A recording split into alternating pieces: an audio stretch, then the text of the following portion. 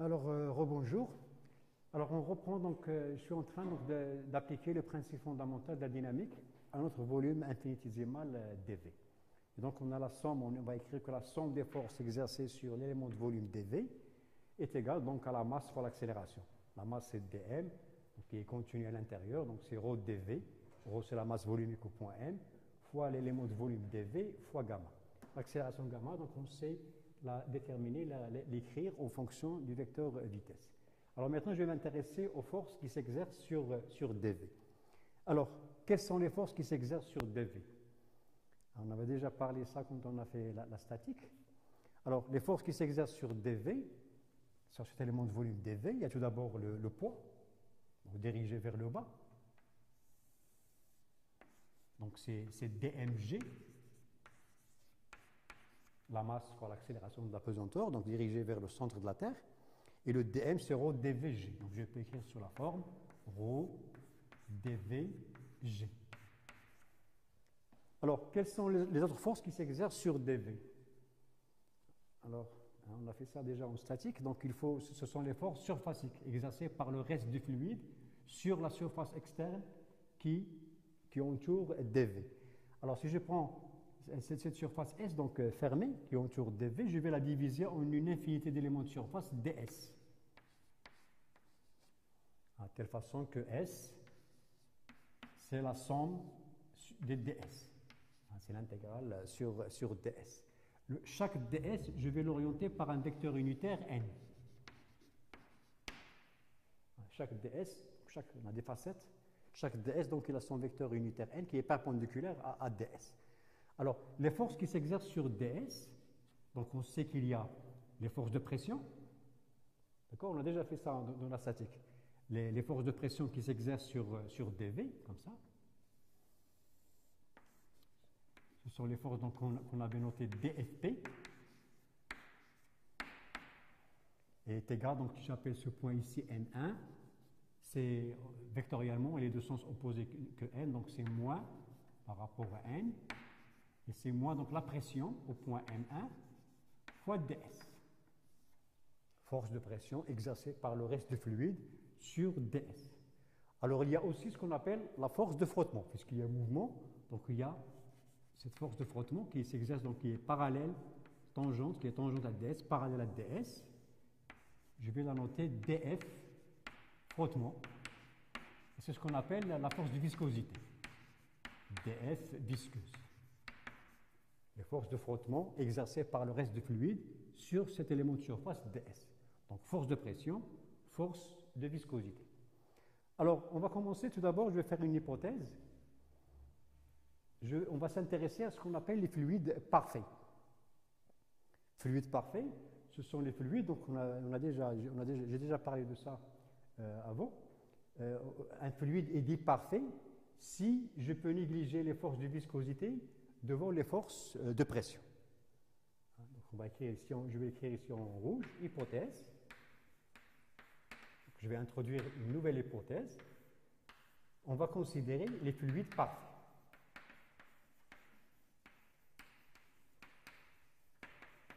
Fluide parfait, un fluide est dit parfait si on néglige les forces de viscosité devant les forces de pression. dF visqueuse, négligeable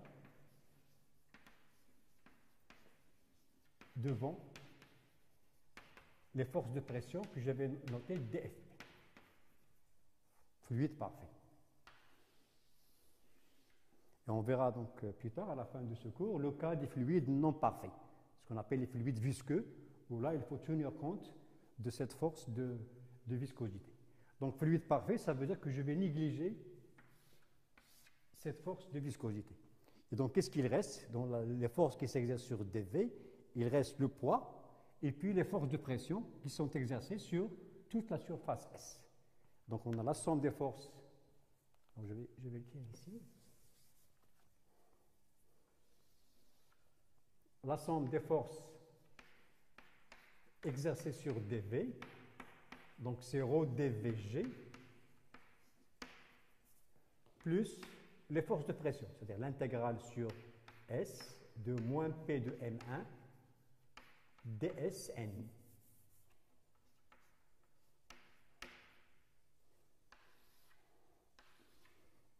Principe fondamental de la dynamique, on va écrire que ça est égal à dm fois l'accélération.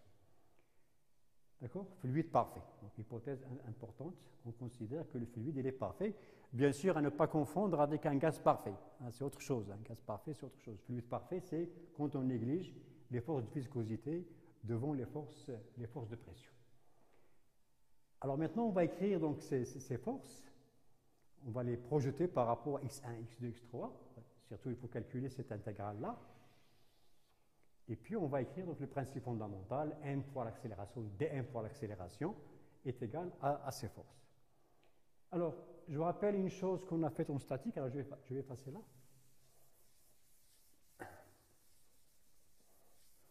Donc, un rappel.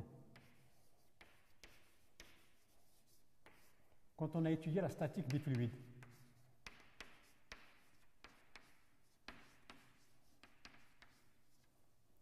la statique des fluides, ça veut dire un fluide au repos, et on avait écrit que la somme des forces qui s'exercent sur dV égale à 0.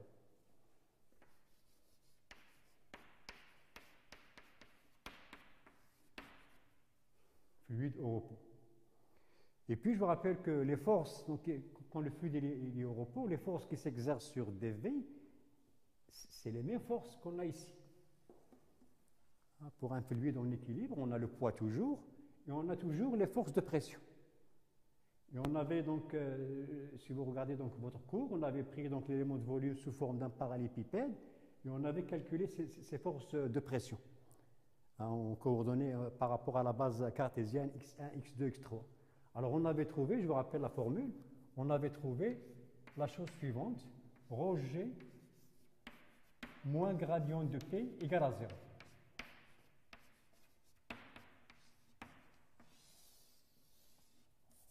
Vous regardez donc votre cours sur la statique des fluides. Et donc on avait cette relation-là, ρg moins gradient de P égale à 0. Et ça nous donnait ce qu'on appelle les équations de la statique des fluides. Alors, il faut remarquer ici que les forces ici, c'est pas ici on n'a pas mg. Mg, ce n'est pas en newton. C'est des forces, si vous voulez, au lieu d'avoir mg, on avait divisé, quand on a établi cette équation, on avait divisé par dv, par le volume. Au lieu d'avoir donc mg, on a ρg. C'est comme si on a divisé par dv. Donc c'est des forces par unité de volume. Force par unité de volume. C'est des newtons, si vous voulez, des newtons par mètre cube. On avait divisé par dv. Et ces forces, donc, ce sont les mêmes ici. Donc, qu'est-ce que je vais écrire? Quand je reviens à cette relation-là, la somme des forces, je vais la réécrire ici, donc je vais passer là. Donc, la somme des forces exercées sur dV est égale à ρ dV G, est égale à ρ dV fois l'accélération. Accélération de m. Alors, si je prends donc les forces sont les mêmes ici, les forces qu'on a utilisées en statique. Là, comme j'ai dit, on avait divisé par dV, donc là aussi, il faut diviser par dV. Et donc, je peux écrire que ça, ρg moins gradient P est égal à ρ fois gamma. Il faut aussi que je divise cette quantité par dV. Et donc, on a ça, ρg moins gradient P est égal à ρ fois l'accélération au point. Voilà comment j'écris le principe fondamental de la dynamique pour un fluide parfait. Là, je néglige donc les forces de viscosité devant les forces de pression. On verra plus tard, quand on va s'intéresser au fluide visqueux, là, il faut ajouter ici la force de viscosité. Là. On va voir comment on va faire ça. Et donc, j'ai cette quantité-là, ρg moins gradient P, est égal à ça. Voilà, et donc, on a cette relation vectorielle, si vous voulez.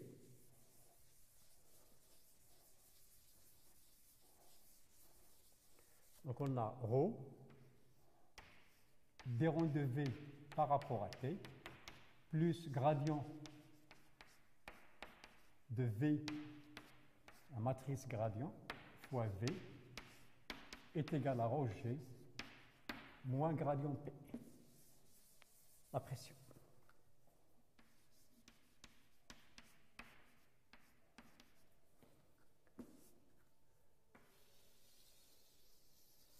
Voilà, ça c'est pour un fluide parfait.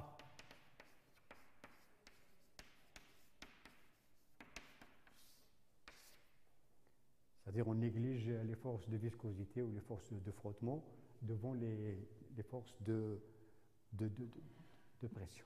Alors ces équations, c'est ce qu'on appelle les équations d'Euler. Appelées équations d'Euler.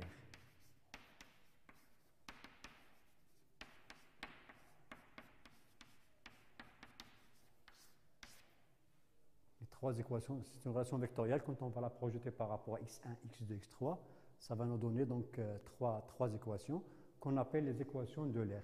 Donc les équations d'Euler, ce sont les équations qui régissent l'écoulement d'un fluide parfait. Quand on va introduire la viscosité, les forces de viscosité, on va obtenir ce qu'on appelle les équations de Navier-Stokes. Ce sera la même équation ici, mais on va ajouter ici avec les forces, la force de viscosité, la force de frottement.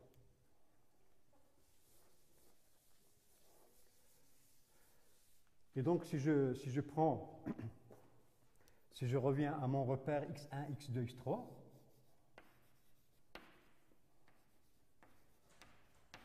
alors x2 perpendiculaire au plan du tableau, avec donc les composantes de V qui sont V1, V2, V3. Alors on a donc les équations suivantes. Je vais passer là. نكمل هذه وصافي. لا باش ما تبداش فيها على واسعه، صافي تفوز 5 مينوت. شحال دابا عندنا هنا؟ دابا فيها 11 دقيقة. شحال باقي؟ باقي فوالا 15 دقيقة. دونك نكمل هذه ومن بعد ساعة حاول واخا غير تبقى السيلونس شوية ولا تكمل ان كار دور. قلتي شحال باقي؟ باقي 25 مينوت. لا باقي واحد 15 مينوت. 15 مينوت صافي ربع ساعة داكور. صافي غادي نديرها هنايا باش صافي غنحاول ان كاردو نكملها واخا.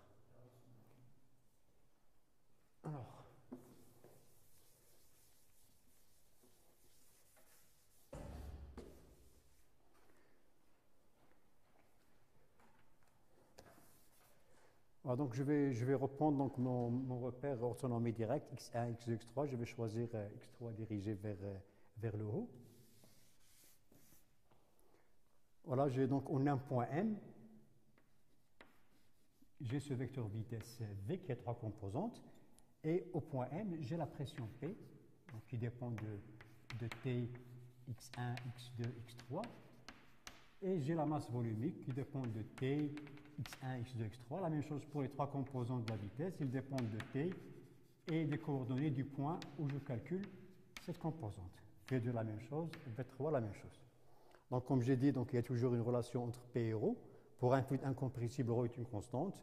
Si le fluide il est compressible, j'ai une relation entre ρ et P. Et donc, au total, on a 4 inconnus. V1, V2, V3 et P. Alors, la première équation qu'on avait établie, c'était l'équation de conservation de la masse. Donc, la dérivée de ρ par rapport à T plus la divergence de ρV égale à 0. Ça, c'est la conservation de la masse. Et puis, le principe fondamental de la dynamique, donc, qui nous a donné ce qu'on appelle les équations d'Euler. Donc, je peux les écrire sur la forme suivante. Alors, je projette donc ça par rapport à x1, x2, x3. L'accélération de la pesanteur, il est vers le bas, comme ça. G. Et donc, j'ai les équations suivantes. ρ, je projette ça sur x1, ça me donne donc la dérivée de V1 par rapport à T, plus donc gradient V scalaire V, donc la première composante de ce vecteur. Donc vous regardez donc le cours sur la cinématique. Donc on a cette quantité-là, V1, dérond de V1 par rapport à x1, plus V2, dérond de V1 par rapport à x2, plus V3, la dérivée de V1 par rapport à x3. est égal, alors rho G, donc rho G il est vers moins x3, donc 0, et moins gradient de P, c'est moins d rond de P par rapport à x1. Alors la première composante des équations de l'air projetée sur x1. Par rapport à x2, on va trouver rho d rond de V2 par rapport à T, plus V1, pardon, d rond de V2 par rapport à x1, plus V2 d rond de V2 par rapport à x2, plus V3 d rond de V2 par rapport à x3 est égal. La projection de rho G par rapport à x2 c'est 0. La projection de moins gradient P c'est moins d rond de P par rapport à x2. Et puis la troisième composante c'est rho d rond de V3 par rapport à T plus V1 d rond de V3 par rapport à x1 plus V2 d rond de V3 par rapport à x2 plus V3, la dérivée partielle de V3 par rapport à x3 est égale.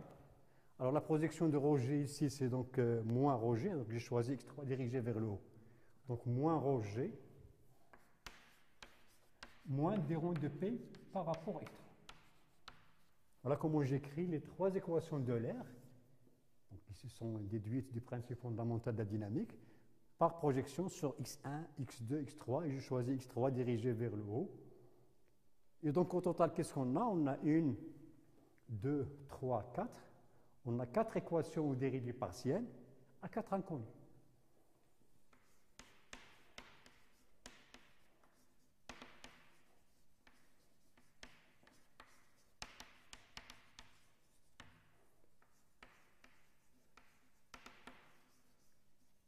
À 4 inconnus.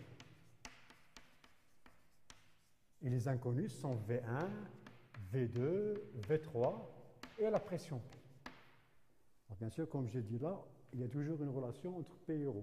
Si le fluide est incompressible, ρ est une constante.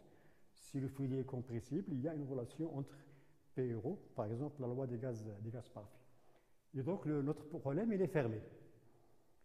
Donc je peux, à partir de ces 4 équations, celle-là, je peux aussi l'écrire sur la forme, si vous voulez, sous forme développée, la dérivée de ρ par rapport à t, plus la dérivée de ρ V1 par rapport à x1, plus la dérivée de ρ V2 par rapport à x2, plus la dérivée de ρ V3 par rapport à x3, égale à 0.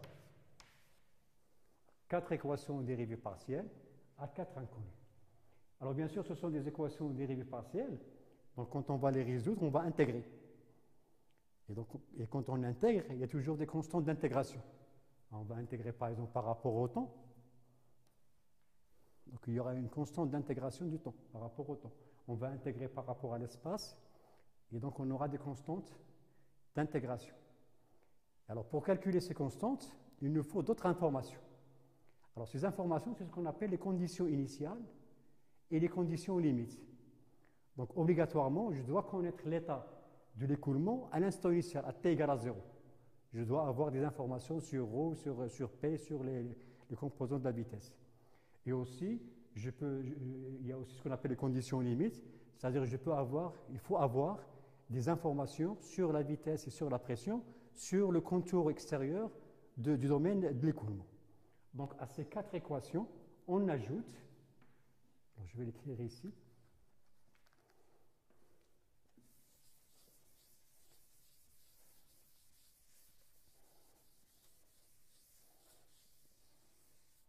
alors, on ajoute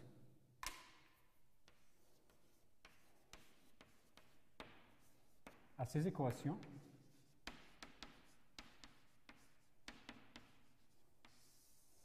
alors tout d'abord ce qu'on appelle les conditions initiales.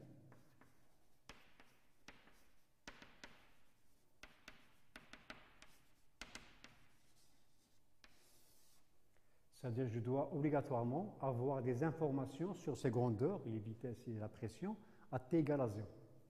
Ces conditions initiales, on les note comme ça, CI. Obligatoirement, c'est pour pouvoir calculer les constantes d'intégration. Plus ce qu'on appelle les conditions limites.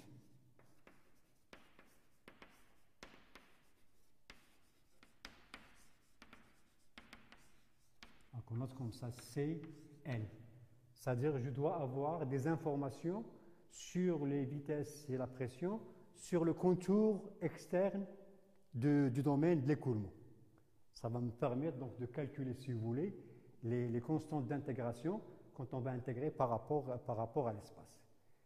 Et donc on a ce problème-là qui est fermé, donc équation de conservation de la masse, les équations de l'air, donc qui proviennent par application du principe fondamental de dynamique. On appelle aussi ça les équations de conservation de la quantité de mouvement. Donc 4 équations à 4 inconnus, plus les conditions initiales, plus les conditions limites. Et donc si j'ai tout ça, je peux intégrer, bon, si c'est possible, intégrer ce système et je peux donc calculer V1, V2, V3 et la pression à chaque instant T et en tout point de l'écoulement, en tout point donc du domaine de l'écoulement, enfin à l'intérieur du domaine de l'écoulement. La seule hypothèse ici qu'on a faite, c'est que le fluide il est parfait. Je vais l'écrire ici en rouge. Pour un fluide, ça c'est pour un fluide parfait.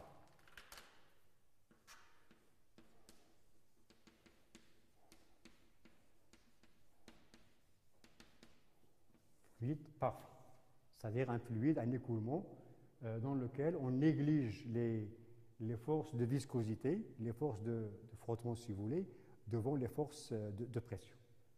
Alors pour un fluide visqueux, comme j'ai dit, pour un fluide visqueux, on va ajouter ici avec les forces extérieures ce qu'on appelle les forces de viscosité. Ça sera ce qu'on appelle les équations de Navier-Stokes. Donc ça, c'est les équations de l'air. D'accord? Alors une dernière remarque. Alors, je vais effacer là, par exemple.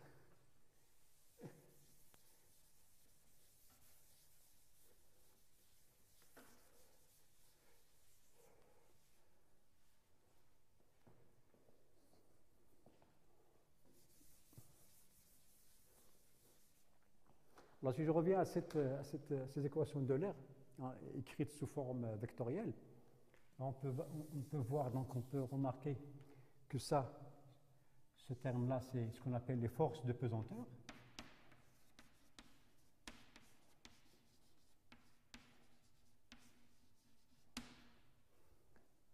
C'est le poids.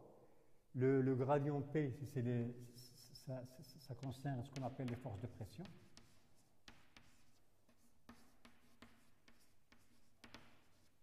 Force de pression. Alors ce terme-là, c'est la variation de la vitesse dans le temps. Variation de la vitesse dans le temps.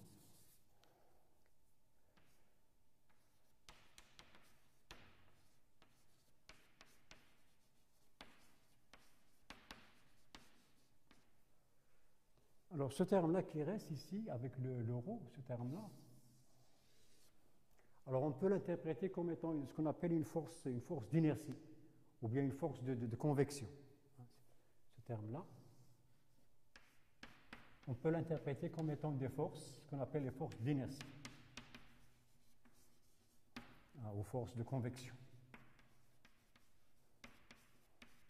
Force de convection.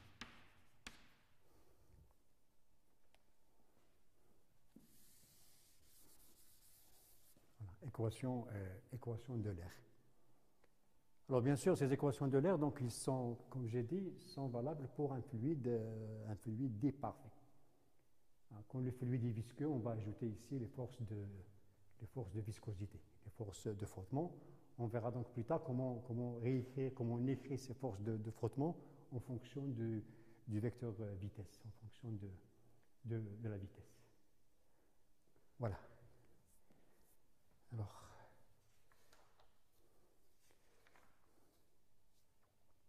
bon, je crois que je vais m'arrêter ici et puis on va reprendre tout de suite après donc, la suite de ce cours-là.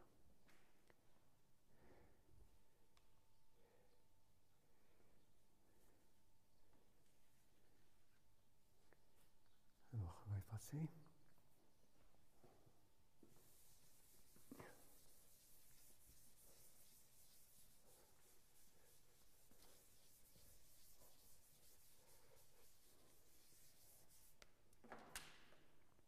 Alors, bien sûr, bon, avant de terminer, donc une petite remarque.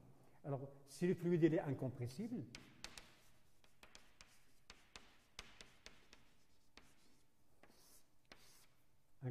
donc la seule chose qui change ici, c'est au niveau de l'équation de continuité.